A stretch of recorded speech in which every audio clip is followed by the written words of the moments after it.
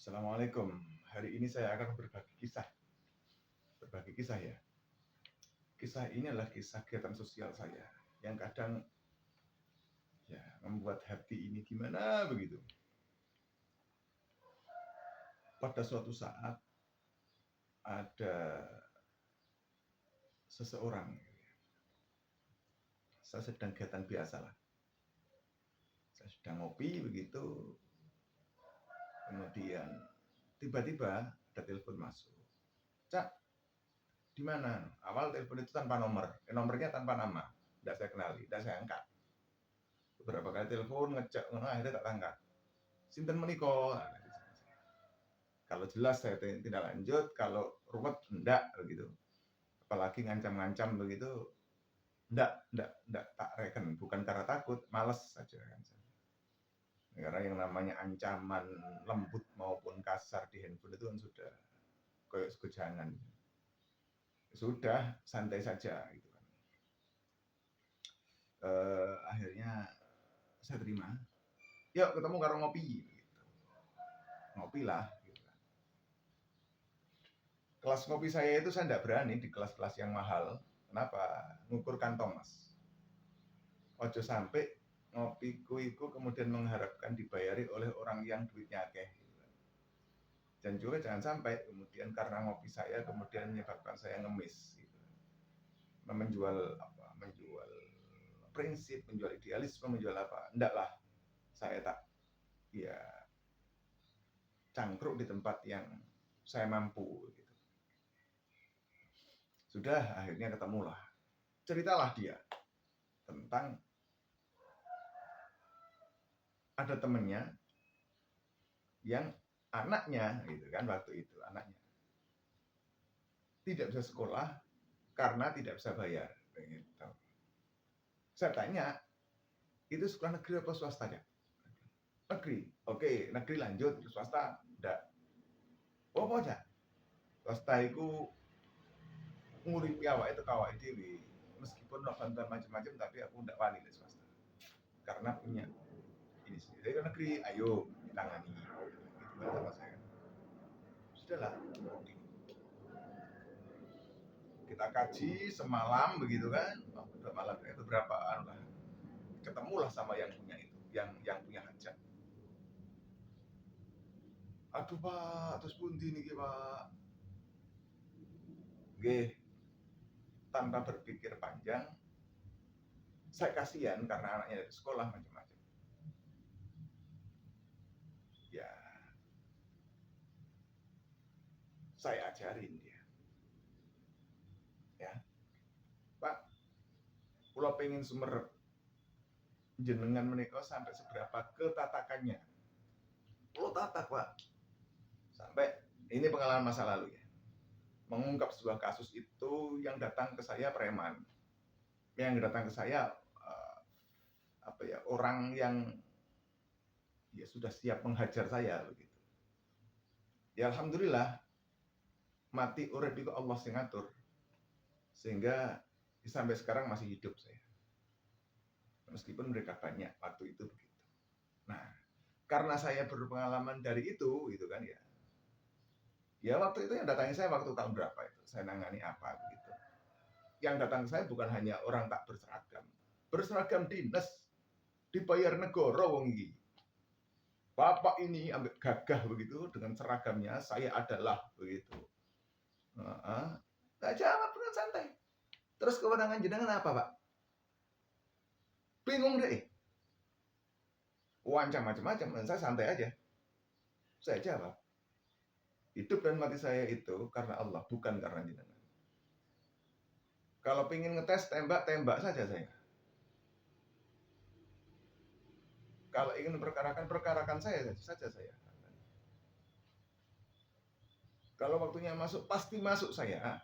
Kalau belum waktunya, enggak akan masuk. Kalau sudah waktunya mati, peluru sama akan nembus saya. Tapi kalau belum waktunya mati, ono terlalu yang bawa alat sama rusak kayak apa tadi. Toh peluru sama entek kayak ada saja. Jadi, ya semua itu biidznillah. Monggo kalau memang ini, gitu. Saya tidak mundur Mas. Akhirnya mundur semuanya. Zaman itu. Sampai nok dalan kemudian ditobruk orang ya kelakon Mas. Zaman itu saya ceritakan kepada orang yang sedang ke saya ini. Buat kenapa Pak saya Pak? Saya siap Pak. Oh itu Pak Rozik betah nopo? Saya tanya, betah nopo maksudnya? Bagaimana saya memperlakukan Pak Rozik? Oh saya nolong jenengan Pak. Saya tidak kerja ini Pak. Saya punya pekerjaan lain Pak. Saya dandani komputer pekerjaan saya Pak. Saya bikin software pekerjaan saya Pak. Saya ngurus jaringan pekerjaan saya. Jadi lek ngurusin jenengan itu mboten ndek yotro. Haram bagi saya.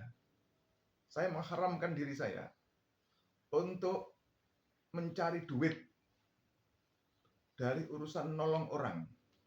Begitu-begitu. Saya mengharamkan diri saya.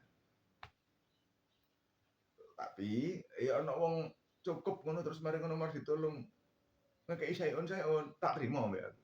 Tapi ndelok wong dhisik. Nah, daripada nanti fitnah yang keluar, aku mau Rozik punya tak kayak isak mini. Atau gitu. Terusnya ya. Dilah akhirnya.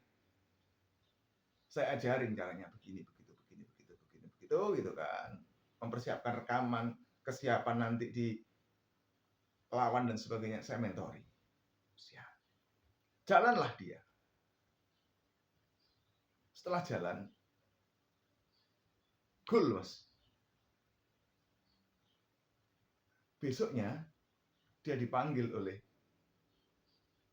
lembaga pendidikan tersebut, negeri.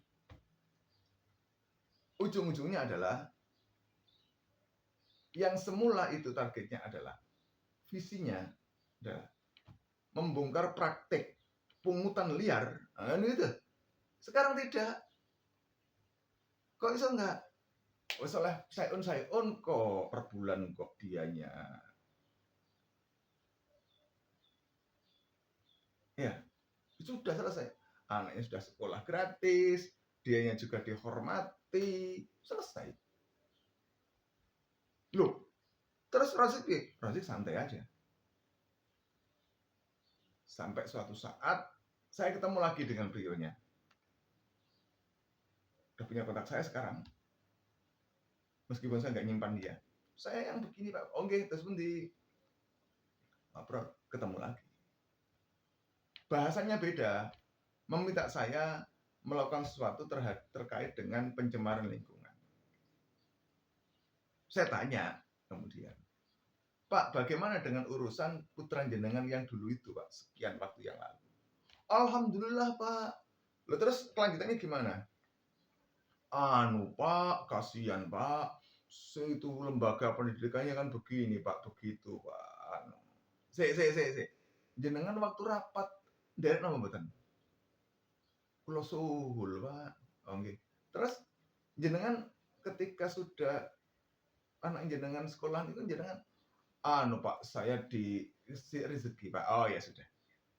Ya napa Pak niki Pak kegiatan anu Pak. Sing kula laporaken jenengan urus iki ambak pun. Loh, Pak Rozi kan tiang sosial. Kula tiang sosial Pak, tapi kula niki tiang mboten gabut duwe Pak. Tapi untuk ditumbas begitu kula mboten Pak. Gulu niki sing kula pertaruhkan Pak. Wong kula niku diancam kalih pimpinan nggih bolak-balik. Tenggen kerjaan kula, tapi kula bismillah ngoten mawon. Carane pimpinan menang, Pak. Ya apa carane arek iki mencelat? Kan begitu saja. Bahaya arek iki soalnya gak iso tak toto kan begitu. Oh, ngoten, nggih. Terus ya akhirnya apa? Sakit hati, Pak. Tapi ya dicotolah. Itu salah satu pengalaman saya, cerita saya bantu orang. Nanti ada edisi lain saya ceritakan lagi. Pengalaman bantu orang.